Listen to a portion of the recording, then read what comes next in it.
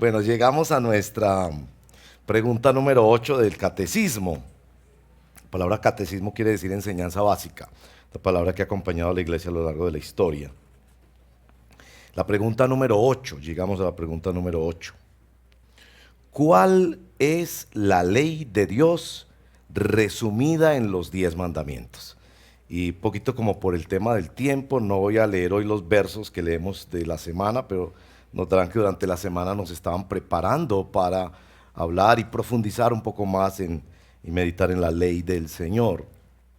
Y bueno, llegamos a los 10 mandamientos. La respuesta a esta pregunta en el catecismo es nuestro texto de, de esta mañana. Y lo que estamos haciendo con el catecismo es básicamente orientándonos, aprendiendo, le animo a adquirirlo y pensando cómo podemos aplicar esto como iglesia a nuestras vidas. Así que les invito a abrir sus Biblias en Éxodo capítulo 20. Es donde están registrados este precioso resumen de la ley de Dios, los 10 mandamientos. Mientras va buscándolo yo, hasta que pues el tiempo no me permite, pero me gusta hacer como la dinámica de preguntar si usted se sabe los 10 mandamientos de memoria. Y tan importante realmente memorizar los 10 mandamientos. Van a ver eso. ¿Se acordará de algunos de los 10 mandamientos? Dígale a la persona del lado cuál se acuerda usted más. A ver, empiecen ahí a recitarse los mandamientos del Señor. Son 10, ¿no? A veces uno se sabe más un resumen, no se sabe todo el texto, pero el resumen. Van a notar que los primeros 4 son con relación al Señor, a nuestra adoración y amor a Dios. Los siguientes 6 son en nuestras relaciones interpersonales, empezando por nuestros padres, honrar a padre y madre. Bueno, leámoslos juntos, que sirva para refrescar y para aprender. A propósito, los catecismos en la historia de la iglesia cristiana y protestante siempre se han orientado por 3 documentos. Los 10 mandamientos, en primer lugar, el credo apostólico y la oración del Señor, lo que llaman la oración dominical, el Padre Nuestro. Esos 3 documentos se profundizan como el discipulado o el comienzo del discipulado de una persona que es llamada a seguir a Jesucristo. Leamos entonces en Éxodo capítulo 20, verso 1 al 17. Dios habló y dio a conocer todos estos mandamientos.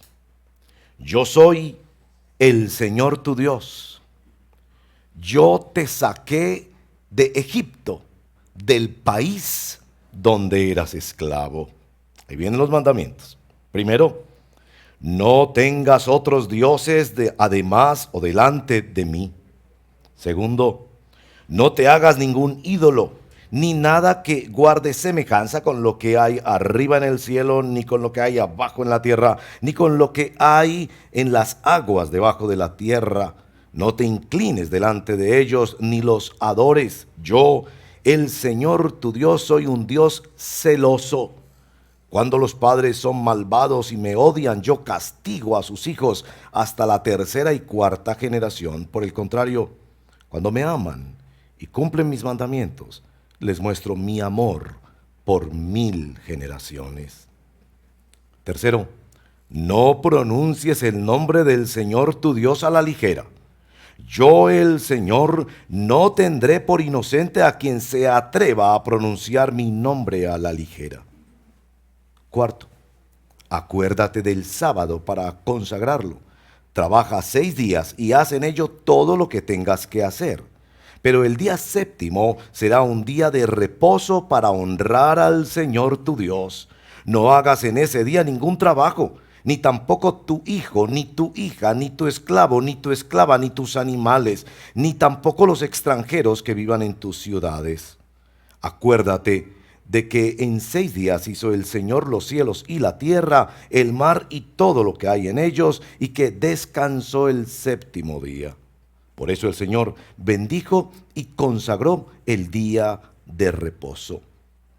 Quinto, honra a tu padre y a tu madre para que disfrutes de una larga vida en la tierra que te da el Señor tu Dios. Sexto, no mates. Séptimo, no cometas adulterio. Octavo, no robes. Noveno, no des falso testimonio en contra de tu prójimo. Y décimo, no codicies la casa de tu prójimo. No codicies su esposa, ni su esclavo, ni su esclava, ni su buey, ni su burro, ni nada que le pertenezca. Hermanos, esta es la palabra del Señor, los 10 mandamientos. Oremos. Señor, gracias que podemos juntos leer la palabra. Señor, nosotros te pedimos que nos ayudes, por favor, porque nosotros tenemos un modo default, una forma natural de pensar, que la maldad está fuera de nosotros, que los malos son los demás. Danos esta iluminación maravillosa de tu ley por la gracia del Espíritu, que escribe tu palabra en nuestro corazón y que con celo nos mueve a anhelar santidad. Te lo pedimos, Padre, en el nombre de Jesús, nuestro Señor. Amén. Bueno, a veces para hacer una introducción de una prédica es aconsejable mencionar la importancia del tema. Así que no traigo pues ninguna anécdota, ni referencia a una película, ni un dibujo, ni un video, sino que para introducir el tema les voy a decir la importancia de este tema. Y la importancia de este tema radica en dos cosas. Primero, meditar en la ley de Dios y en su relación con el Evangelio. Es decir, responder la pregunta de nuestra prédica: ¿por qué necesitamos obedecer la ley de Dios? Sirve para comprobar si tú eres un cristiano. Y tú pensabas que la forma de comprobar que uno es cristiano es ver si le dan como cosquillitas en medio de la alabanza, o si puede decir que está participando en una congregación, o si se sabe algo de memoria. Es realmente la meditación en la relación de la ley y el Evangelio, y el debate y la batalla interior que produce la ley de Dios, lo que te ayuda a saber si realmente eres seguidor de Jesucristo. Y eso debería interesarte, saber eso en verdad. No que tienes una religión o que vas a una iglesia. Con todo lo importante que pueda hacer eso es, ¿realmente eres seguidor de Jesucristo? Porque el seguidor de Jesucristo tiene un deseo desesperado por aplicar su vida a esta palabra, a esta ley. Y va creciendo en amor a ella. Es decir, que se siente atraído a esta ley. Aunque no la esté cumpliendo a cabalidad, nadie lo hace, pero se siente atraído hacia ella. Te sirve también para comprobar si no eres un hijo de Dios. Y si no eres hijo de Dios, la ley te ayuda a saber cómo clamar a Dios, pidiéndole que te conceda el arrepentimiento para vida, ya que estás descubriendo el desapego, el malestar, la repulsión que te produce en tu alma la ley de Dios, como quien se sabe feo y esquiva verse en un espejo. Entonces, la primera cosa que les digo en la introducción es muy importante meditar en esto porque nos ayuda a comprobar dónde estamos respecto a nuestra vida espiritual. La segunda razón por la que creo que es muy importante este tema es porque te sirve para comprobar si estás en el lugar correcto o si estás en el lugar equivocado. Esto es, podrás evaluar la iglesia y los maestros bíblicos de los que te nutres, notando si ellos reflexionan en la ley y en su relación con el Evangelio. De hecho, la reflexión entre la ley y el Evangelio nos ayuda a ver nuestras diferencias marcadas con católicos, adventistas, pentecostales unidos, agnósticos y muchos otros grupos religiosos y posturas religiosas y antirreligiosas. Vas a conocer una iglesia saludable y un liderazgo cristiano saludable porque te muestran la relación que hay entre la ley de Dios y su evangelio. Es tan importante y tan crucial este asunto porque es posible que tú estés siendo guiado por un camino de legalismo, es decir, de una religión de buenas obras, de trueque religioso, muchas veces siendo obligado a cumplir no solo la ley de Dios, sino también a cumplir las leyes de la iglesia y las leyes de los pastores y las tradiciones religiosas para ganarte el favor de Dios. Pero puede ser que no estás siendo llevado por ese camino, sino por otro camino, perdonen el término, el camino del antinomianismo. El antinomianismo, nomos, ley, es el camino de los que quieren buscar una espiritualidad sin ética, sin normas morales, los que quieren una religión no legalista, una religión a la carta, donde se crea su propio Dios, su propia religión, sus propias reglas. De hecho, en esta introducción tengo aquí una nota sobre algo que me gustaría hablar más en otro momento, y es el deconstruccionismo religioso. El deconstruccionismo religioso es muy popular hoy en día entre quienes abandonan la iglesia o la familia cristiana donde crecieron, huyéndole a las normas ortodoxas y conservadoras de la iglesia para poderse sentir más tranquilos al amar a sus amigos homosexuales o hablar de la libertad que proponen movimientos como el feminismo o el cuerpo es mío. Ese deconstruccionismo religioso acompaña a muchos de nuestros hijos y de generaciones que fueron levantadas dentro de la iglesia. Funciona más o menos así, es bastante posmoderno. Te encuentras con alguien que está moviéndose dentro del deconstruccionismo. A propósito, hay literatura, blogs, movimientos, encuentros virtuales entre deconstruccionistas religiosos. Son los que están tratando de limpiar el mensaje de Jesús de tanta regla y de tanta norma. Te encuentras con uno de ellos y le dice, mira, la Biblia sostiene que evidentemente hay un juicio post-mortem, es decir, hay un juicio después de la muerte. Y esa persona te va a responder, eso me parece maravilloso que tú pienses que es verdad para ti. Para mí no es verdad. Yo no siento que hay infierno y cielo y que Dios va a permitir que unas personas vayan al infierno y otras al cielo. Estos deconstruccionistas están dejando el legalismo que se les ha predicado en iglesias, a veces de manera errónea también, para caer en el antinomianismo. Por eso es crucial meditar entre la relación de la ley y el evangelio, porque no podemos ni vivir ni predicar el evangelio, y esta es la convicción, a menos que entendamos la relación que hay entre la ley y el evangelio. Frases célebres, el famoso puritano Samuel Bolton dijo, cuando usted ve a los hombres heridos por la ley, entonces es el momento de arrojarles el aceite sanador del evangelio. Spurgeon dijo, quien conoce y siempre recuerda la diferencia esencial y la relación esencial entre la ley y la gracia, ha captado la esencia misma de la teología. Bueno, lo que vamos a hacer esta mañana es pasar por 4 punticos. Vamos a ver con el tiempo el Señor. Le pedimos la ayuda al Espíritu del Señor. Primero, 4 observaciones sobre este texto de la ley. Segundo, 3 respuestas a la pregunta de nuestro título. ¿Por qué necesitamos obedecer la ley de Dios? Tercero, 2 aplicaciones que les van a llamar mucho la atención, porque las aplicaciones van a ser sobre la política electoral y sobre la crianza de niños. Ustedes verán. Y por último, un llamado. Primero, 4 observaciones sobre los 10 mandamientos. Noten que los 10 mandamientos son un resumen de la ley moral de Dios. En los demás libros del Pentateuco, esto es de los primeros libros de la Biblia, de los 5 primeros libros, lo que se hace es desarrollar esta ley. Por ejemplo, la orden del Señor, no matar, en el libro de Levítico, implica cuidar al discapacitado para que éste no corra un peligro mayor.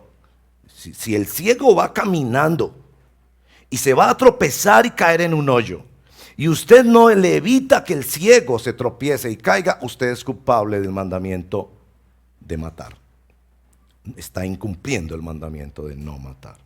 Entonces los 10 mandamientos realmente son una síntesis que se pone exponencialmente en el resto de las escrituras. Bueno, primera observación, noten el contexto.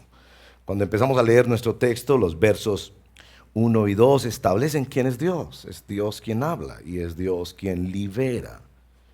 Después de la liberación de Egipto es que viene la ley de Dios. Y esto es muy importante para el Evangelio. ¿Sí? No fue que Dios les mandó las leyes a Egipto y les dijo, cumplan esas leyes y entonces yo dentro de 3 semanas vengo a liberarlos. No. Él los sacó a ellos de Egipto, aun contra su propia voluntad a propósito. Los saca de Egipto y después les da la ley. Y eso es muy importante. Es después de la liberación. Porque establece este principio del Evangelio.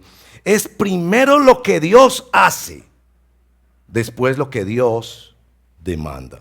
La segunda observación es esto del resumen. Nuestro Señor dijo que toda la ley depende de 2 cosas: amar a Dios y a partir de ello amar al prójimo. Y el libro de Deuteronomio insiste repetidamente que fueron 2 tablas, 4 mandamientos sobre el amor a Dios, 6 mandamientos sobre el amor al prójimo. La tercera observación: noten en los 10 mandamientos el movimiento climático. Comienza en la relación con un Dios que ha de ser una relación exclusiva y excluyente. No tendrás dioses al lado, en medio, delante de mí. Porque usted puede pensar, yo amo al Señor sobre todas las cosas, pero amo también otras cosas. No, aquí se le está diciendo, no hay otro amor superior, determinante en tu vida, como el del Señor. Y se dan unas cosas prácticas de cómo luchar por amar a Dios. Y después viene la segunda tabla, que es la de amar al prójimo. Pero empieza en amar a Dios, versos 3 en adelante. Y noten el clímax de los 10 mandamientos. ¿Se han dado cuenta cuál es el último mandamiento? De todos los 10 mandamientos, es el único que no puede ser verificado por otro ser humano. Todos los demás mandamientos podrían ser, yo sé, irregularmente, pero verificados de alguna manera. El mandamiento contra la codicia es el mandamiento que está estableciendo una norma contra la lujuria, la vanidad, la envidia. A propósito, para los que dicen que la envidia es mejor despertarla que sentirla, este 10º mandamiento está ordenando que es pecado despertarla y sentirla.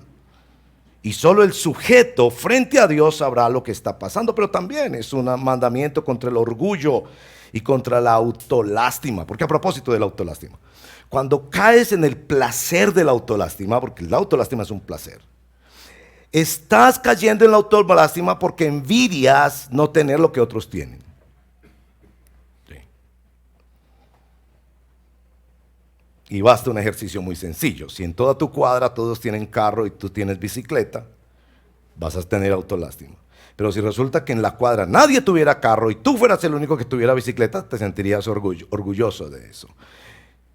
Tanto provocarla como sentirla es pecado, porque está violando el principio de que Dios soberano decide cómo reparte sus dones, sus talentos a la humanidad. El movimiento climático hacia la codicia. A propósito, en Romanos capítulo 7, verso 7, Pablo dice que escoge precisamente el mandamiento de la codicia para decir, si la ley no dijera, no codiciarás, yo no conocería mi codicia. Es decir, necesito la ley de Dios, como veremos, para conocer mi pecado. Pero ese movimiento climático es muy importante, porque finalmente el mandamiento de la codicia encierra todos los demás mandamientos y toca la fibra de nuestro ser con la insatisfacción y el descontento profundo que vivimos los seres humanos. Bueno, la cuarta observación, el efecto. Miren por favor en el verso 18 al 20 de este capítulo de Éxodo, no lo leí al principio, que el efecto que tienen ellos al escuchar los mandamientos de Dios es de un profundo temor.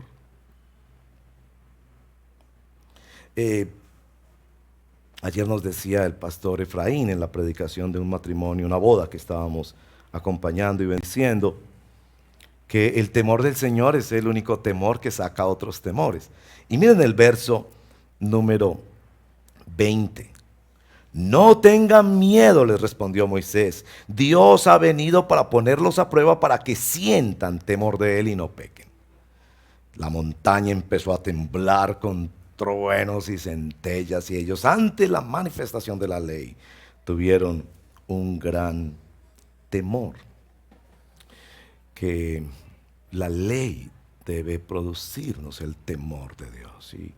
Y tú dices, yo quiero crecer en el temor de Dios, pero no lees la Biblia, no meditas en la palabra del Señor. Cuando se sacan nuevas constituciones en los países, por ejemplo, cuando aquí en Colombia escribieron nuestros representantes la Constitución del 91, hubo grandes celebraciones, ¿no? Por fin tenemos una nueva constitución. Bueno, cuando Dios le dio a Israel su constitución, ellos cayeron en pánico. Porque esta ley tiene propósitos especiales. Bueno, en segundo lugar, 3 respuestas a la pregunta, ¿por qué necesitamos obedecer la ley de Dios? Esté muy atento a esto.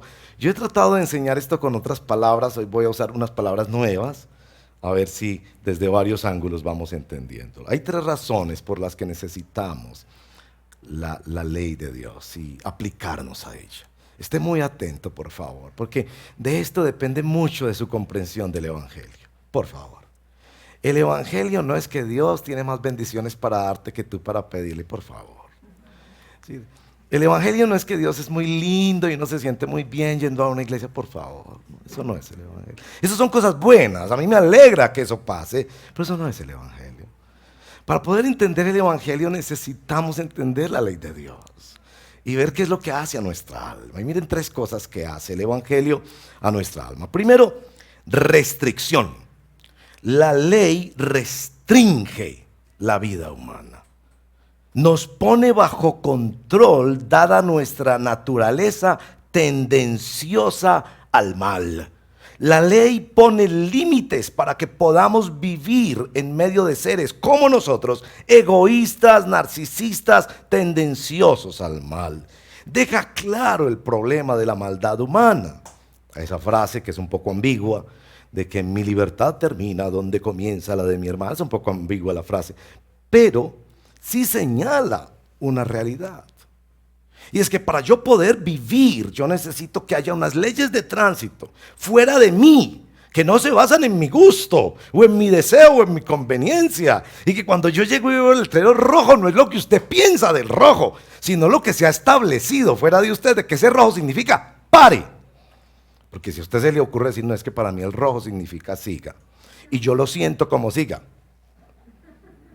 váyase con ese manto a misa. Entonces la ley nos pone restricciones que regulan, también restricciones que persuaden, y también restricciones que son punitivas, que advierten y ejecutan un castigo. Bueno, esa es la primera función por la que necesitamos la ley, que nos restrinja. Eso es lo que llamó Calvino la función política. La segunda razón por la que necesitamos aplicarnos a la ley de Dios es por la redención. Necesitamos que la ley nos guíe a un redentor.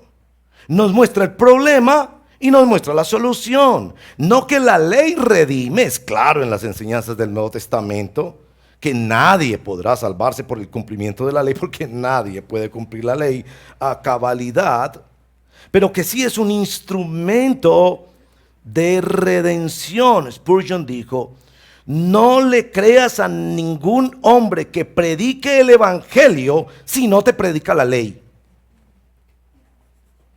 Ayer en un taller precioso que nos guió nuestro querido Panky y su equipo de comunicaciones, yo les decía que es muy cruel cuando nosotros enviamos esos versos bonitos a personas que no estamos seguros si han rendido su vida en arrepentimiento a Jesucristo. Es tan cruel como enviarle a una persona enferma de un cáncer serio y terminal un certificado que le diga, tu salud está completamente bien. Y nos fascina eso. Enviar versitos bonitos, que son solo para aquellos que ya han sido sacados de Egipto. Solo aquellos que ya se han rendido por el imperio de la ley han reconocido sus pecados. Por el imperio de la ley se les ha mostrado su condenación y han venido a Cristo Jesús en arrepentimiento pidiéndole, por favor, misericordia. Es a esos que van dirigidos muchas de esas promesas, pero usted se las manda a un tío suyo que está por allá viviendo una vida en desobediencia a Dios y su tío se calma diciendo, si esto me lo dijo mi sobrino que es creyente, entonces yo estoy bien. Quedaría como esa persona enferma de un cáncer que tú le mandas un certificado falso diciéndole, tío, tu salud está muy bien, cuando él debería correr al médico para ser salvo. La ley nos guía a Cristo Jesús. Bueno, y la tercera razón o función de la ley, yo la llamo aquí la de la restauración.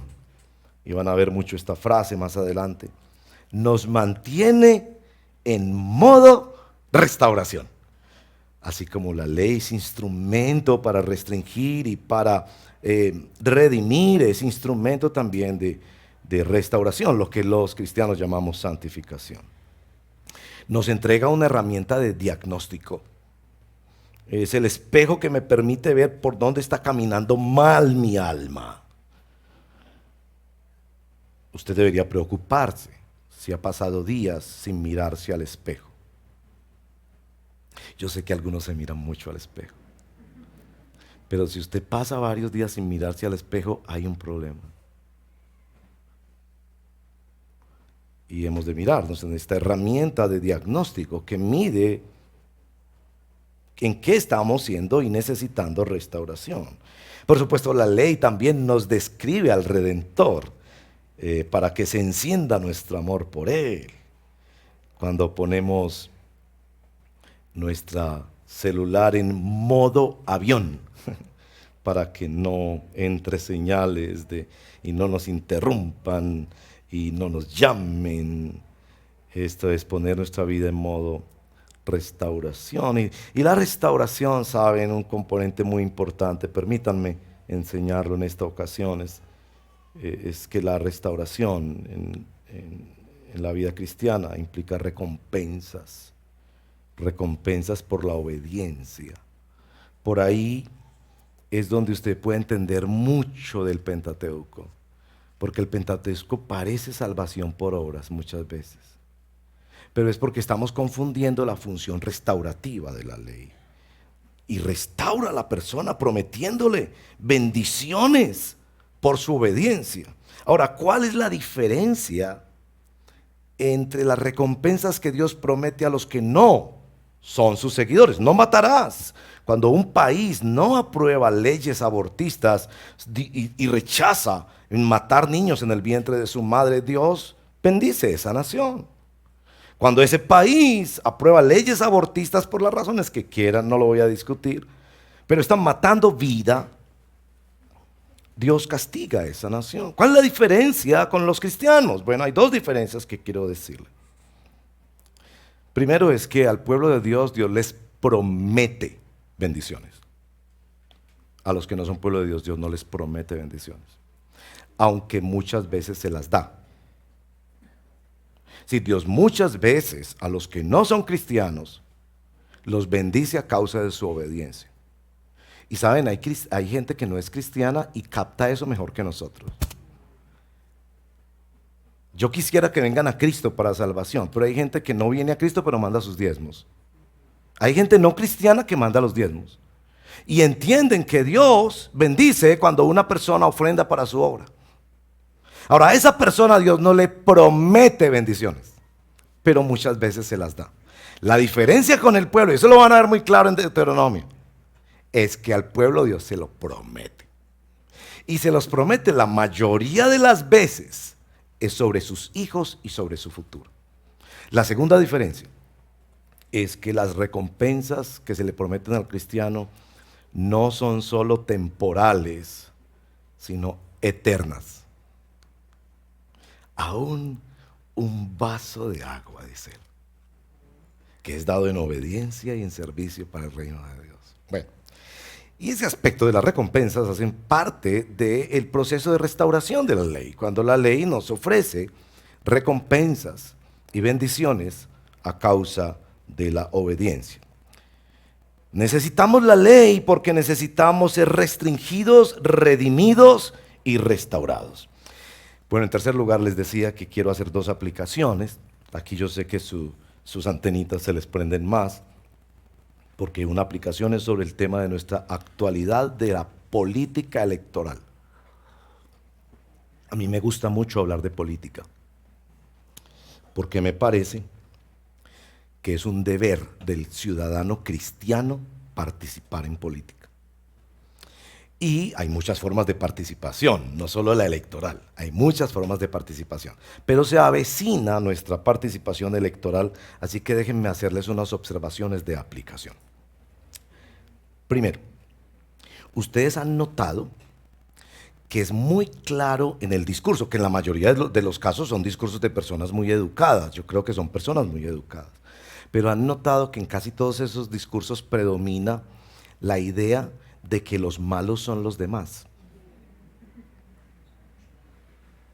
Que no somos todos naturalmente inclinados al mal, sino los otros.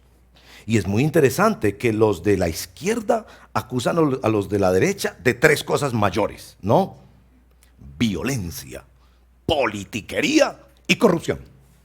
Y los de la derecha acusan a los de la izquierda por tres cosas: violencia, politiquería y corrupción. Interesante. Ahora, yo no digo que no tengan razón, muchas veces se sacan trapitos al sol, que es importante para la ciudadanía saber esa información. Pero el punto aquí es que no se están identificando a ellos mismos como pecadores sino a los demás. No somos todos naturalmente inclinados al mal, y eso es un error. Y noten la siguiente cosa, que el otro al que se acusa no es redimible. Están amarrados a un pasado que jamás se van a poder desprender de él. Entonces los de la izquierda acusan a los de la derecha porque en el pasado ellos apoyaron o participaron de alguna manera en actos de violencia, politiquería y corrupción. Y en razón de eso no tienen ninguna oportunidad de cambiar, no son redimibles, no podrán nunca gobernar porque hace 20 años, 30 años, 50 años no se cometieron un error. En la mayoría de los casos yo supongo que cuando el río suena, piedras lleva. Algo de verdad debe haber en esa acusación. Pero el punto no es eso, porque pues este no es un tribunal para juzgar si es verdad o no. Lo que le quiero decir es que el que critica piensa no es redimible. Como hace 30 años usted apoyó tal asunto de violencia, entonces ya no puede funcionar, ya no puede participar, esto irá de mal en peor en sus manos. Y los de la derecha acusan a los de la izquierda también diciendo que ya no, pues como hace 20 años participó en un grupo o en una acción de violencia, politiquería o corrupción, entonces no es redimible, ya no hay esperanza, el país en manos de esa persona no va a funcionar, porque hace 30 años esa persona, ¿se dan cuenta? No son pecadores todos, no son redimibles. Ahora, miren lo que dice la ley. Lo que hace la ley es ponernos todos, no hay justo ni a un uno, no hay quien entienda, todos se desviaron, todos son pecadores. Yo no puedo pensar que el pecado es de los demás. Todos estamos en este país en problemas serios de tres cosas: violencia, politiquería y corrupción. ¿O usted piensa que la única corrupción es la de los señores elegidos para el servicio público? Por favor, por favor. No empecemos a poner ejemplo porque nos ponemos todos colorados aquí. Con esta cultura de palancas que tenemos en este país. Entonces, el Evangelio, mediante la ley, está estableciendo que todos somos pecadores, pero también está estableciendo que todos somos redimibles. Que todos podemos ser guiados por esa misma ley a un Redentor que nos perdona, que nos da una segunda oportunidad. Entonces ese discurso, yo creo que hay que estar muy claramente advertidos de ese discurso. Y ya me gustaría escuchar que los políticos hablen de eso. Es que usted no cree que es posible que alguien que cometió un error hace 30 años haya aprendido de ese error. Entonces lo que pasa es que nadie reconoce errores en este país. ¿Por qué? Porque inmediatamente que reconozca el error, el otro contrincante político lo va a aplastar y lo va a dejar sin esperanza para toda la eternidad. Ahora, ¿se dan cuenta de la importancia de la ley?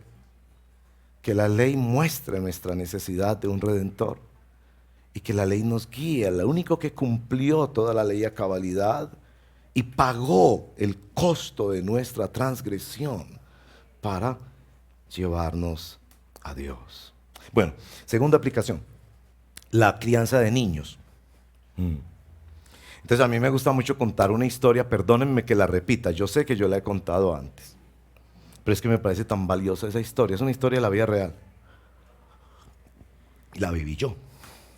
Una vez una abuela vino muy preocupada a decirme, pastor, esta semana mi nieto vino como muy afligido, un peladito de 9, 11 años, algo así, entrando en la adolescencia. Claro que hoy en día entran a la adolescencia a los 3 años, pero bueno, ese niño tenía, no sé, 11 añitos, no sé, algo así. Le dijo, abuela, le dijo el niño así, sinceramente a su abuelita, que le amaba mucho, abuela, ¿tú crees que yo soy malo? Entonces esta señora vino muy preocupada a contarme eso, porque pues pensará el niño está deprimido, qué sé yo, no sé. Pastor, imagínese lo que me pasó. Entonces yo le dije, ¿y usted qué le dijo? Yo estaba curiosísimo por saber usted qué le dijo. Cuando el nieto le dijo, abuela, yo soy malo, ¿usted piensa que yo soy malo?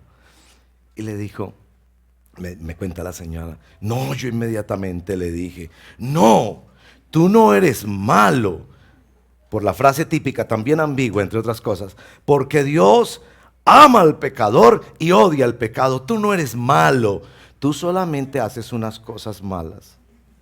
Y ustedes saben, y me perdonan, no, yo tengo que pedir perdón con frecuencia por eso, porque yo a veces soy muy dramático. Mi mamá sabe mucho de eso. Es que usted es muy dramático.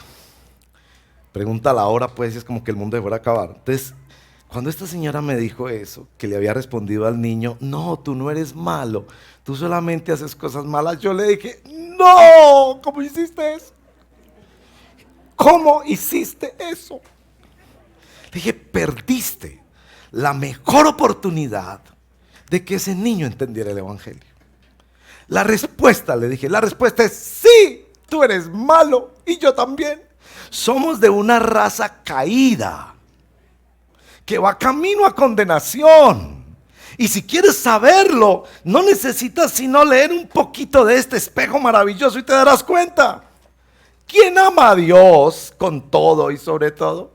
¿Quién ama al prójimo como a sí mismo? Nadie. ¿Quién ha cumplido la ley no matarás a cabalidad? Nadie. Todos nos desviamos. Y esa desviación no es porque el mundo nos hizo así. Esa desviación es nacida de nuestras propias entrañas. Eso está adentro. Uno no va a la escuela a que le enseñen el mal. Uno lo trae adentro. Uno va a la escuela a que le enseñen a no hacer más mal. Porque déjelo solo, deje un muchachito solo, sin disciplina, y no piensen como piensan algunas corrientes filosóficas y psicológicas de esta época, que va a ser una maravilla de ángel. No, un niño sin corrección y sin sana y buena disciplina de amor se estropea. ¿Por qué? Porque es aquí adentro, es nuestra propia naturaleza el problema. Entonces, bueno, yo siempre tengo que pedir perdón, ¿no? Entonces así muy dramáticamente asusté a esta pobre abuela y le dije, perdiste la oportunidad. Y dije, busque a su nieto y dígale, no te respondí bien. Es que necesitamos enseñar a los niños con mucha repetición y a través de todos sus años formativos. Lo que no nos dicen los políticos, y es que hay algo mal dentro de nosotros, pero que somos redimibles por el Dios que nos creó, que Dios se ha comunicado con nosotros y que tiene un plan maravilloso de salvación. Bueno, la cuarta cosa es, con esta termino, un llamado. El llamado, hermanos y hermanas, es a vivir en modo restauración. Y el mejor ejemplo que yo tengo para esto de vivir en modo restauración, ninguna analogía es perfecta, entonces denme la gracia de que la analogía no es perfecta. Pero la mejor analogía que yo encuentro para esto de vivir en modo restauración es la analogía de las personas que están en un proceso de rehabilitación por alguna adicción, sea de drogas, de alcohol, de ludopatía, del juego en los casinos, eso es una adicción también, o de cualquier otra adicción. Cuando estas personas se deciden a participar en un proceso de rehabilitación, su familia sabe. Eso los mantiene a ellos como en un modo. De hecho, cuando no se presentan a la reunión, que tienen que tener reuniones muy frecuentes, el director de ese programa o eso se preocupa mucho. Yo creo que la ley de Dios nos mantiene en modo restauración. Es decir, la ley de Dios nos mantiene recordando que necesitamos aplicarnos a la palabra de Dios para que ella haga esa obra por el poder del Espíritu Santo. Una citación de Jerry Bridges, famoso escritor y maestro de la palabra del Señor. Cuando yo era un joven cristiano, yo tenía la idea de que todo lo que necesitaba para vivir una vida santa era encontrar en la Biblia lo que Dios mandaba y hacerlo. Los cristianos con madurez, dice Jerry Bridges, se ríen de esta presuposición ingenua. Y yo veo muchos cristianos jóvenes comenzando con esta clase de aire de autosuficiencia. Pero nosotros tenemos que aprender, dice Jerry Bridges, que somos dependientes del empoderamiento del Espíritu Santo para obtener cualquier grado de santidad. Y yo diría que necesitamos mantenernos en ese modo de restauración en el que reconocemos que somos adictos al pecado. Yo diría que una definición de iglesia, mis amados, es: la iglesia es un centro de rehabilitación para adictos al pecado. Y saben una cosa que entendí ayer leyendo Efesios 5, cuando el Señor habla del misterio de la relación de Cristo con la iglesia. Y yo no sé si usted ha notado ese misterio, que cuando usted se aleja de la iglesia, usted se aleja de las disciplinas espirituales.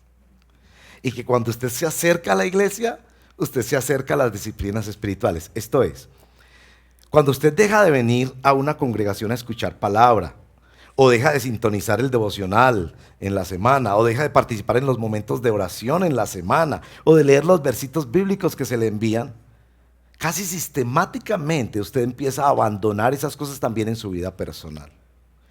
Que por el contrario, cuando usted se disciplina y dice: yo necesito estar en este programa de rehabilitación, de restauración, yo necesito estar en modo restauración porque en cualquier momento puedo caer, y se acerca a la iglesia, que es instrumento del Espíritu, su oración personal empieza a crecer, su lectura de la Biblia empieza a crecer. Hay algo misterioso entre la relación del creyente con la iglesia y su relación personal con Dios.